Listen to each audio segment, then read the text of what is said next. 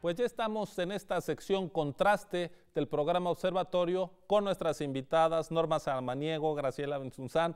Muy buenas noches, bienvenidas a este espacio. Vamos a ver una cápsula y regresamos directamente a nuestra conversación.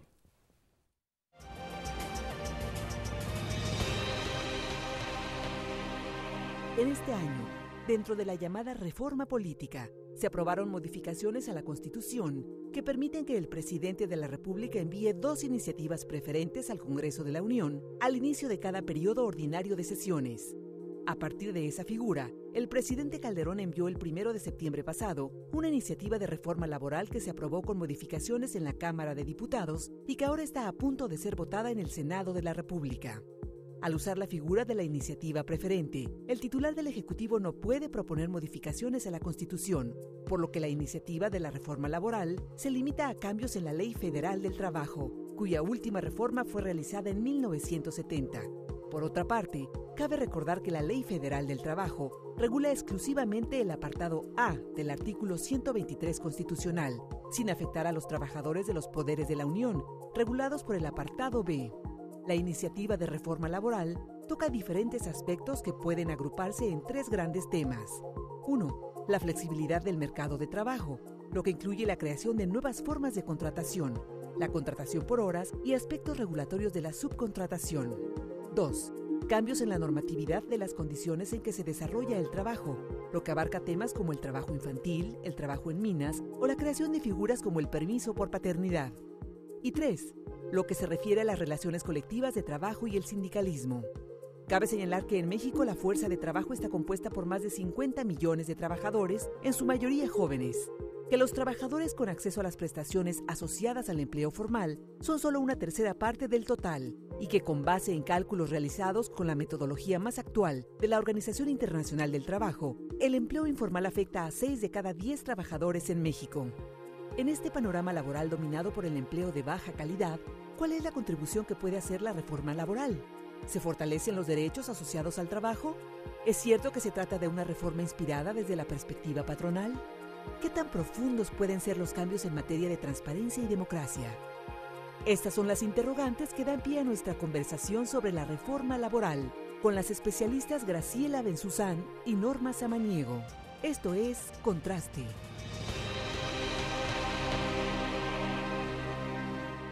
Pues gracias por continuar con nosotros. Veíamos en la cápsula, Norma, Graciela, que la iniciativa del presidente Calderón está pues abocada, entre otras cosas, a favorecer la flexibilidad en el mercado de trabajo mexicano. Este es un asunto que con mucha frecuencia se coloca como uno de los temas que obstaculizan la creación de empleo. Antes de ir a fondo al análisis de la iniciativa, yo quisiera que nos ayudaran a tener un panorama de cuál es el mercado de trabajo al que está dirigido esta iniciativa. Norma, por favor. ¿Cómo no, Ciro? Bueno, el mercado de trabajo es el espacio formado por quienes ofrecen su trabajo y quienes demandan este trabajo. Quienes ofrecen su trabajo es una población de cerca de 50 millones de personas, como lo vimos en la cápsula.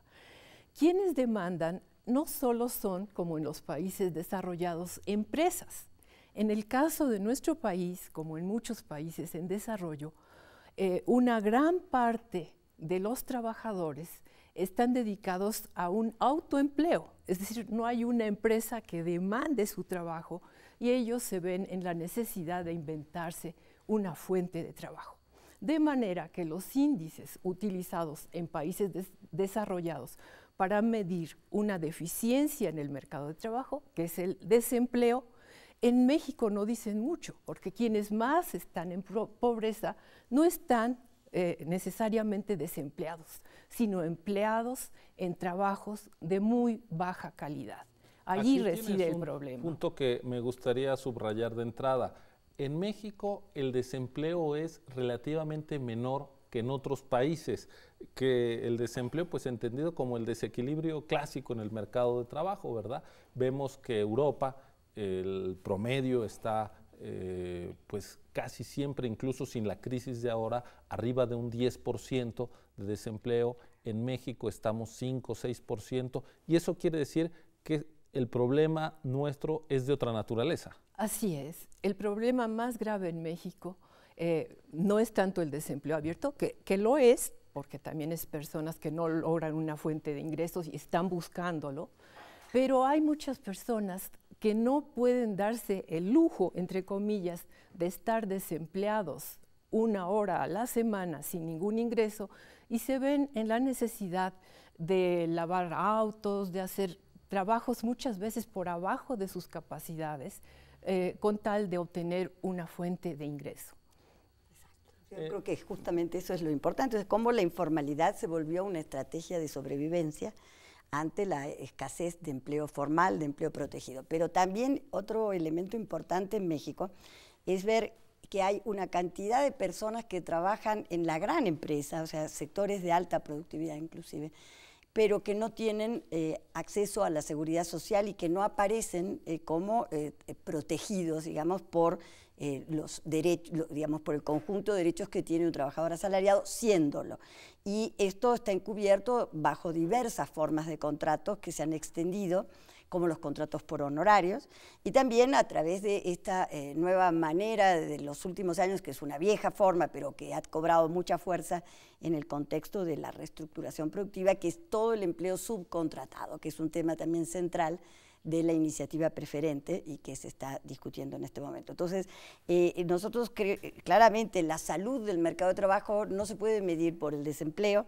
Si nosotros además agregamos la cantidad de gente que no busca porque no tiene expectativas de encontrar empleo, pero que está disponible para trabajar, entonces el desempleo se incrementa casi hasta el 15% de la población económicamente activa, que me parece también un indicador ese más claro que el de simplemente el desempleo abierto.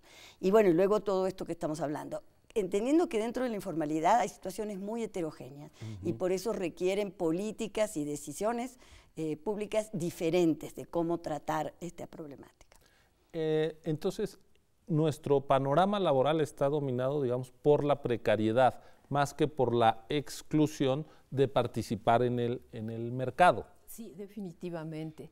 Yo creo que incluso ha habido una tendencia a modificar los indicadores internacionales para medir la informalidad.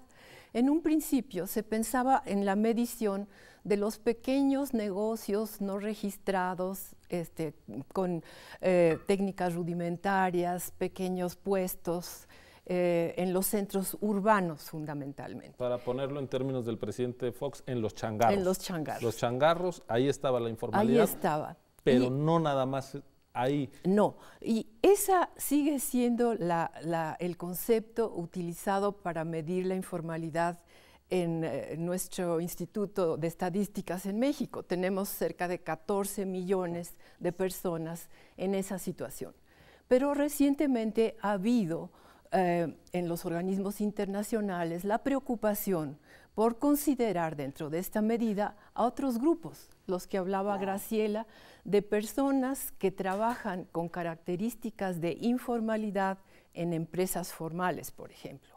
Otras son los trabajadores domésticos, que en nuestro país son cerca de 2 millones de personas, un núcleo muy importante y que no está considerado en la medición tradicional de informalidad.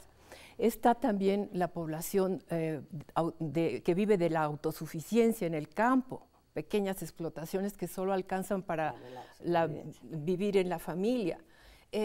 Todos estos grupos, si los sumamos a los 14 millones que ya se consideran, nos dan un total de 28 millones, es casi el doble. Entonces es un número muy importante de personas que están en una situación de trabajo de calidad deficiente. Graciela, yo te quería plantear, es muy difícil hablar de empleo, o no debería más bien hablarse de empleo y de trabajo sin tener en cuenta la parte de la remuneración, de los salarios. Claro. ¿Cuál es el panorama salarial en México? Bueno, empecemos por el salario mínimo, ¿no? Que a pesar de que se dice que abarca pocas personas, en realidad de alrededor de 6 millones de personas que están percibiendo un salario mínimo o menos además de 2 o 3 millones que trabajan sin remuneraciones. El salario mínimo pues, ha experimentado una pérdida brutal desde los años 80, hoy equivale aproximadamente al 25% del poder adquisitivo que se tenía en ese momento, y es uno de los más bajos de América Latina, inclusive es la mitad del salario mínimo de Paraguay, para poner un ejemplo de dos economías de tamaños y niveles de productividad muy contrastantes. La idea es que aparentemente el salario mínimo solamente estaría siendo utilizado para cuestiones como multas y demás, pero esto no es cierto porque es un referente importante incluso en el sector informal de la economía, y además es no guía sino tope, es decir, el incremento que se da al salario mínimo actúa para las negociaciones contractuales prácticamente como un tope que no se puede superar. Entonces, el problema es el objetivo bajo el cual se ha venido manejando el salario mínimo, con un objetivo antiinflacionario y no con el objetivo que le corresponde de política social, por ejemplo, como se ha hecho en Chile, que es un país que se ha aquí usado mucho como modelo, pero que desde los años 90 su principal instrumento en la lucha contra la pobreza fue justamente el incremento sistemático, persistente del salario mínimo, independientemente incluso de los ciclos económicos.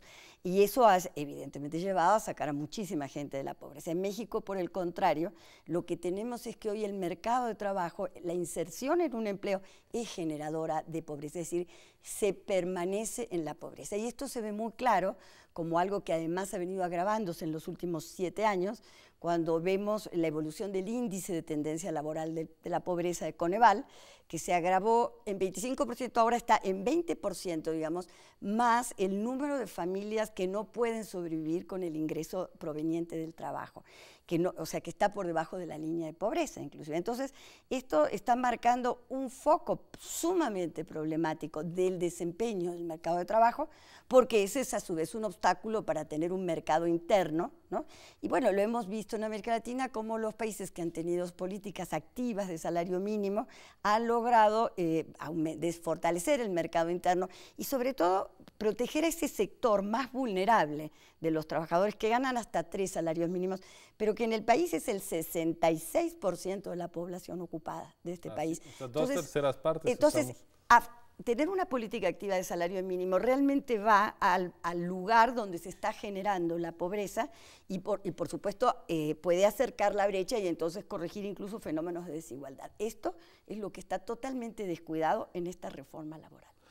Norma, sobre salarios, a partir de la irrupción de la más reciente crisis, hubo cambios importantes en el mercado de trabajo, mucha destrucción de empleo, tú la mediste en algunos trabajos que ha publicado la revista Economía UNAM de nuestra universidad, pero también hubo cambio en las remuneraciones a quienes siguieron trabajando. Efectivamente, uno de los aspectos que más es de llamar la atención es que la reciente crisis afectó más a personas que ya tenían un empleo formal. Es decir, los estados más afectados fueron estados que se vieron afectados porque exportaban y se les cortó la demanda externa, estados que tienen alto contenido al norte del país de manufacturas en el norte. En cambio, estados que tenían más pobreza, pero menos empleo formal, como son los del sureste, por ejemplo, no quiero decir que no estén en pobreza, pero se vieron menos afectados por la crisis. Ahora, después de la crisis ha venido un rebote en la generación de empleos, esto es cierto.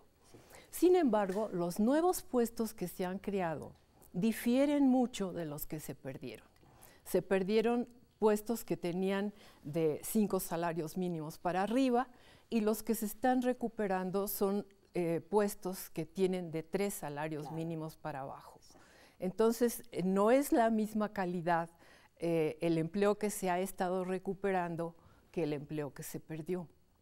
O sea, en los hechos estamos teniendo una flexibilidad a la baja en los salarios, que en teoría debería de favorecer la creación de empleo. ¿No? Indicador de una flexibilidad enorme del mercado de trabajo. Tú mismo lo decías el otro día en el Senado, es decir, la cantidad de empleos que se perdieron en un solo año y su recuperación posterior te muestra una enorme capacidad de las empresas de adaptarse a los ciclos. Entonces, en realidad lo que una primera conclusión de esto que estamos aquí comentando es que los problemas que supuestamente se quieren resolver con esta reforma, pues no son los que se tendrían que estar atendiendo, es decir, están buscando los problemas del crecimiento en el mercado de trabajo, cuando el mercado de trabajo, el problema que nos está generando es la pobreza, es el deterioro de la capacidad de la gente de acceder a los satisfactores básicos, tanto a nivel de remuneraciones como de acceso a la seguridad social, y provocando un desfinanciamiento brutal de las instituciones de seguridad social y concretamente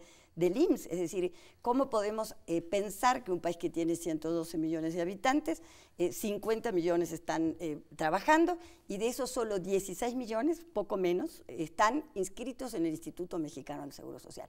Evidentemente, pues esto marca el ritmo lento, ¿no?, de incorporación de esos trabajadores al empleo formal, y la medicina que se quiere dar es usar formas precarias nuevamente de contratación, cuyo resultado evidentemente no puede ser la generación de empleo, porque están llevando a la ley lo que ya sucede en la práctica. Tenemos, como decimos, una tasa de rotación laboral entre el 60 y el 70% anual. Es decir, el empleo es sumamente volátil ya en México. Y la respuesta que se está buscando dar es más volatilidad, es más facilidad de despedir, es más facilidad de contratar de manera precaria, cuando el problema que tenemos es exactamente el inverso. Entonces, ahí es, yo creo, ¿no?, donde está colocado uno de los problemas más notorios de este empecinamiento en hacer una reforma centrada en la dimensión de flexibilidad laboral, lo cual no quiere decir que yo no crea que sí podemos revisar la legislación para crear nuevas formas, quizás el contrato, como tú muchas veces has dicho, de capacitación inicial, pero en otro contexto, es decir, en un contexto en donde no dé lugar a precariedad, sino de realmente capacitación. Pero en un país donde no se capacita, usar estas formas solo serán nuevas maneras de simular para tener empleo muy desprotegido y precario. Contrasta entonces claramente el tipo de problemas que enfrentan los trabajadores que se viven en el mercado de trabajo con el tipo de problemas que quiere resolver la iniciativa presidencial. Pero para ir a fondo al análisis de esta iniciativa, vamos a hacer un corte y regresamos con el tiempo adecuado para escuchar sus análisis, sus comentarios. Esto es Observatorio en TV UNAM. Quédese con nosotros, volvemos en unos segundos.